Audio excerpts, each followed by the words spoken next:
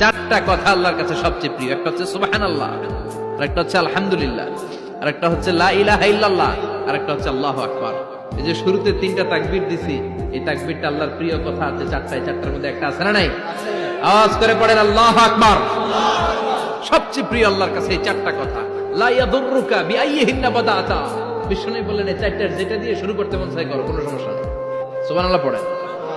এজন্য ফরজ নামাজের পরে এই তাসবিহগুলো পড়বেন। আব্দুল্লাহ ইবনে আমর ইবনে আস তিনি বর্ণনা করেন, আমি বিশ্বনবীকে আঙ্গুলের গিরা দিয়ে এই তাসবিহগুলো পড়তে দেখেছি।